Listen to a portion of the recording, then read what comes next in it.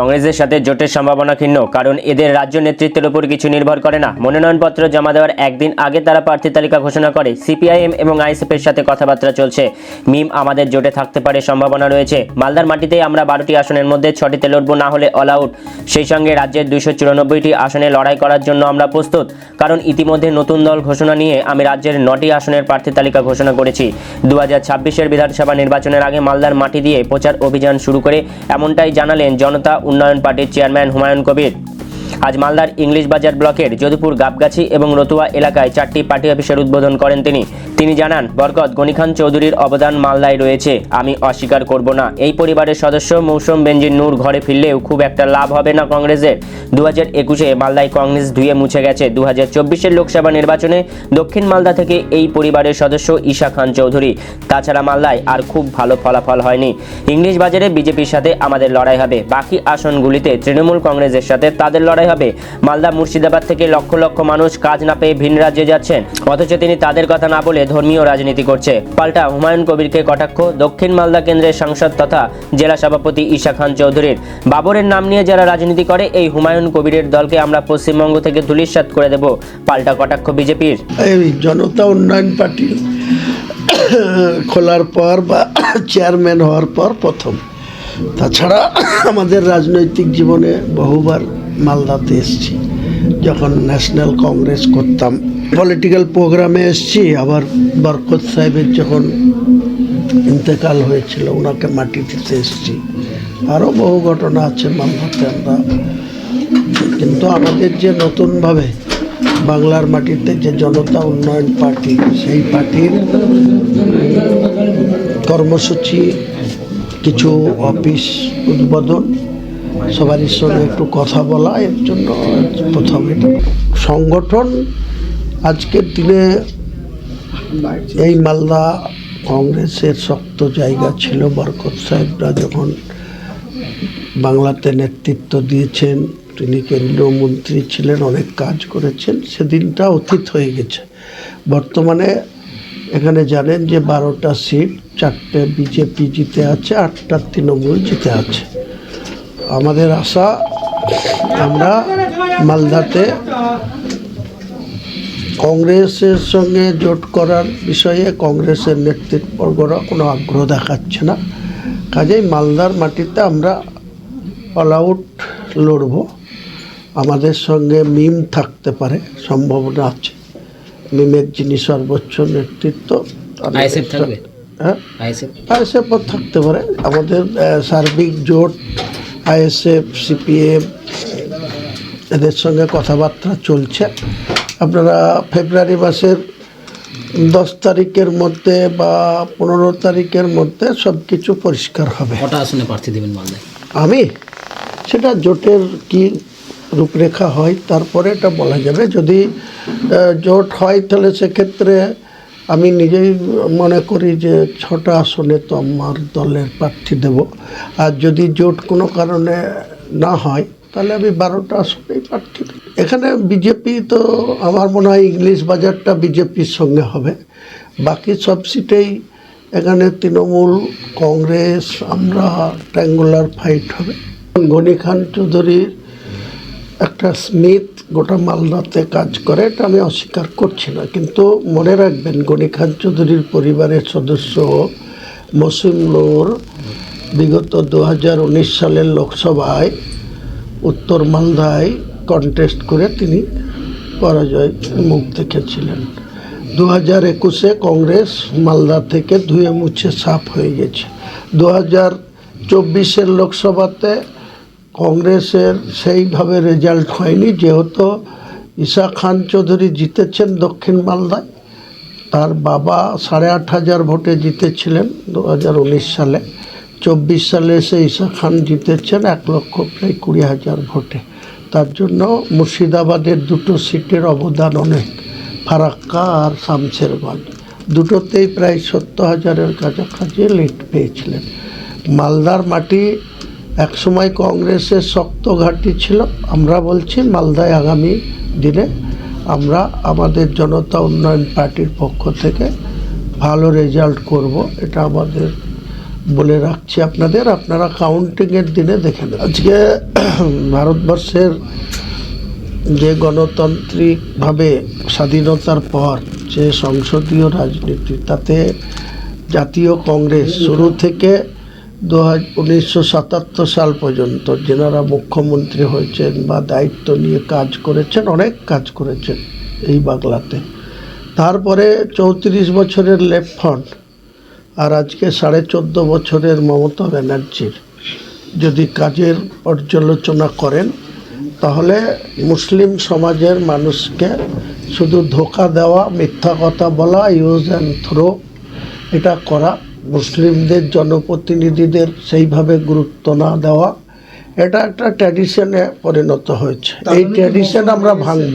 তার জন্য কি মৌসুম নূর বেরিয়ে এসছে তৃণমূল থেকে? সেটা মৌসুম নূর বলতে পারবে। মৌসুম নূর কেন গেছিল তৃণমূলে সেটাও ওনার পক্ষে বলা সম্ভব।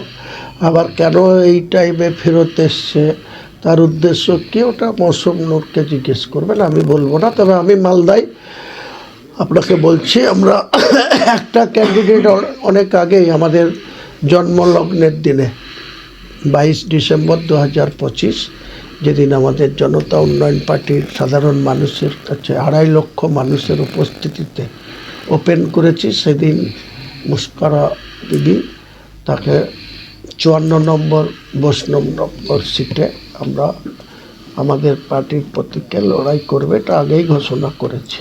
শুধু এটা না, হরিরামপুর, দক্ষিণ দিনাজপুর, সেখানেও হরিরামপুর সিটে একজনকে প্রার্থী করেছি। মুর্শিদাবাদে আমি 2টো সিটে কন্টেস্ট করব বলেছি এবং আরও 3 জন, টোটাল 5, এখানে 2, 7, একটা হচ্ছে। আমি এই মুহূর্তে জোটের উপরে নির্ভর করছে সংখ্যাটা, আপনাকে এই মুহূর্তে বলবো না।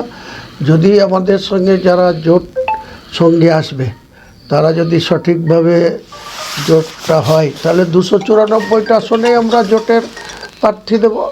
আর যদি কোনো কারণে জোট সঙ্গীরা কোনো টালবাহানা করেন বা তাদের অন্যরকম উদ্দেশ্য নিয়ে তেনারা চলতে চান, কংগ্রেসের সাথে কি জোট করছেন?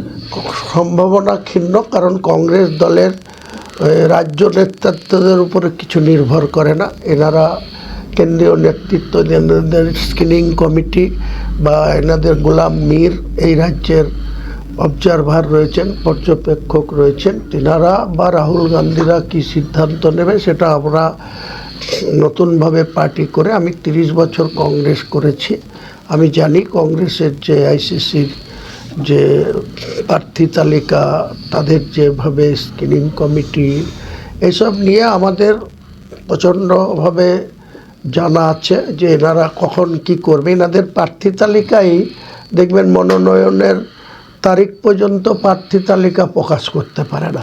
কাজেই সেই দলের সঙ্গে আমি যেদিন শুরুতেই 9টা প্রার্থী ডিক্লেয়ার করেছি এবং আমার 182টা প্রার্থী 294-এর মধ্যে আমার প্রস্তুত আছে। মিমের সাথে জোট হচ্ছে?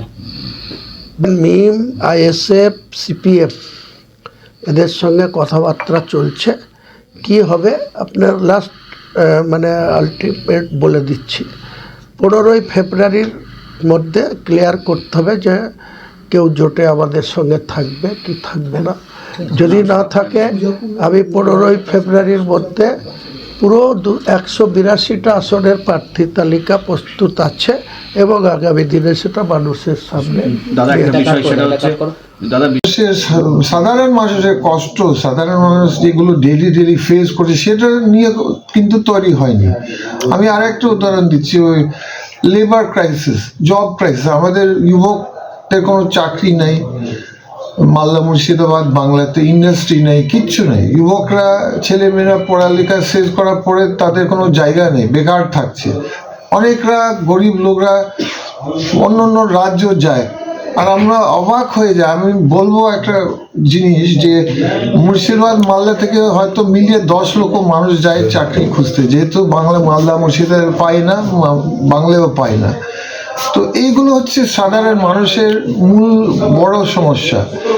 বাবরি মসজিদ হচ্ছে একটা ইউপির মসজিদ, কোনো আমাদের মুর্শিদাবাদের সঙ্গে কোনো ইতিহাসের রিলেশন নেই, কোনো কানেকশন নাই। এটা একটা বাইরের জিনিস ওনার পার্টি বা উনি তুলে ধরছেন। তো বাইরের জিনিস তুলে ধরার কি লাভ? যদি মসজিদ বানাতে হয়, মন্দির বানাতে হয়, বানাক না, কিন্তু লোকাল মানুষের কোনো ইস্যু নিয়ে বানাতে হবে। লোকাল বিষয়, লোকাল সমস্যা, লোকাল ইস্যু একটা যদি কোনো ইতিহাস, তাহলে লোকাল একটা মাদ্রাসা বানাক না লোকাল মানুষের বিষয় নিয়ে। কিন্তু এটা না করে ওরা অন্য রাজ্যর, তো অনেকরা মনে করছি, আমিও মনে করছি যে শুধু ওই রাজনীতির জন্য, ওই ধর্ম রাজনীতির জন্য এটা করছে। আচ্ছা, ওর পিছনে কি কেউ ইন্ধন আছে? যেমন বিজেপি, দেখো ওটা আমি বলতে পারবো না, কিন্তু মিম পার্টি হচ্ছে অন্য রাজ্যের পার্টি। আরে আমাদের রাজ্যের সমস্যা আমরা দেখি নিজে, আমাদের বলে গঙ্গা ভাঙন, লেবার সমস্যা, শ্রমিকদের সমস্যা। শ্রমিকরা যায়, যেহেতু এত কম কাজ আছে মালদাতে, মুর্শিদাবাদে, বাংলাতে, বাইরে যে মরতে আসে কারণ কি এত খারাপ অবস্থা মানে আমাদের বাংলা চাকরিতে। তো শ্রমিকদের জোর করে ওদেরকে বাইরে যেতে হয়, কোনো ইন্স্যুরেন্স নেই, কোনো গ্যারান্টি নেই, ডেলি কাজ ওরা করে, ওখানে যে কোনো অ্যাক্সিডেন্ট হয়ে যায়, অ্যাক্সিডেন্ট হওয়ার পরে মারা যায়।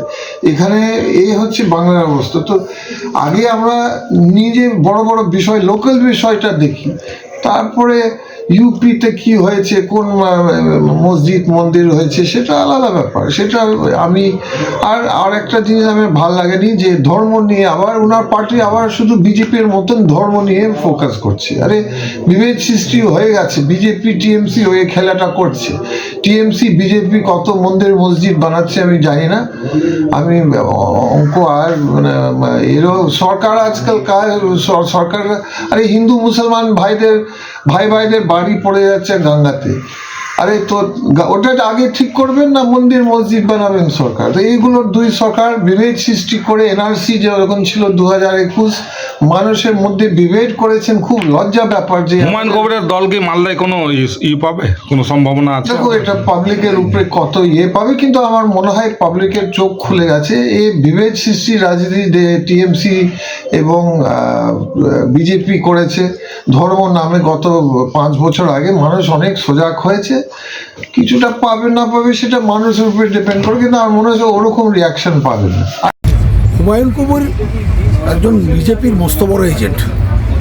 এই সাম্প্রদায়িক দল বিজেপি এসআইআর আরোপ করে যেভাবে বাংলাদেশ ভোটাধিকার হরণ করে এই বাংলা দখল করতে চাইছে, ঠিক সেরকম এই হুমায়ুন কবির নামক এজেন্ট পাঠিয়ে এই বাংলাতে ভোট কাটতে চাইছে। এর বাইরে আর কিছু না। হুমায়ুন কবির থেকে শুরু করে মিম থেকে শুরু করে বিভিন্ন কংগ্রেসের মধ্যে লোক ঢুকিয়ে নতুন করে ভোট কেড়ে বাংলার ভোটাধিকার মানুষের কাছ থেকে কেড়ে নিয়ে এই বাংলা দখল করতে চাইছে। এই হুমায়ুন কবিরের বিজেপির যে এজেন্সি নিয়েছে তাতে বাংলার কিছু যায় আসবে না, কারণ অন্যান্য যারা আছেন অপোজিশন পার্টি, তাদের কাছে সব থাকতে পারে। ইডি সিবিআই থেকে শুরু করে এই হুমায়ুন কবির, কংগ্রেসের কিছু এজেন্ট সব থাকতে পারে, কিন্তু আমাদের সাথে আছে বাংলার জনতা আর মমতা। কাজে এই বাংলায় 26-এ আবার তৃণমূলের সবুজ ঝড় বইবে, শুধু সময়ের অপেক্ষা। মালদা জেলাতে আজকে হুমায়ুন কবির এসে চারখানার নাকি জেলা কার্যালয়ে উদ্বোধন করেছেন এবং তিনি বলেছেন ইংলিশ বাজারে ভারতীয় জনতা পার্টির সাথে ওনাদের লড়াই হবে এবং সার্বিকভাবে তৃণমূল কংগ্রেসের সঙ্গে প্রতিদ্বন্দ্বিতা করে গোটা জেলায় ওনারা নাকি জয় পাবেন। আমরা ভারতীয় জনতা পার্টি বলতে চাই যে তৃণমূল কংগ্রেস যেমন দুষ্কৃতী এবং সন্ত্রাসবাদীদের দল, খুন ধর্ষণের দল, দর্শকদের দল, ঠিক একইভাবে হুমায়ুন কবির যে বাবরি মসজিদের নাম করে তিনি শিলান্যাস করেছেন এবং সেখানে উদ্বোধন করেছেন, একইভাবে বাবর কিন্তু ভারতীয় সংস্কৃতিকে বারে বারে আঘাত এনেছে, ধর্ষণ করেছে, খুন করেছে ভারতীয়দের। তাই দুটোই হচ্ছে সন্ত্রাসবাদীর দল। আমরা ভারতীয় জনতা পার্টি বলতে চাই একই ধারে যেরকম তৃণমূল কংগ্রেসকে আমরা নস্যাৎ করে ধূলিসাৎ করে দেবো 2026 ইলেকশনে, সেরকম এই হুমায়ুন কবির যে বাবরের যে নাম নিয়ে যারা এই রাজনৈতিক দল করেছে, এই হুমায়ুন কবিরকে ধূলিসাৎ করে পশ্চিমবঙ্গ থেকে বিদায় করবে।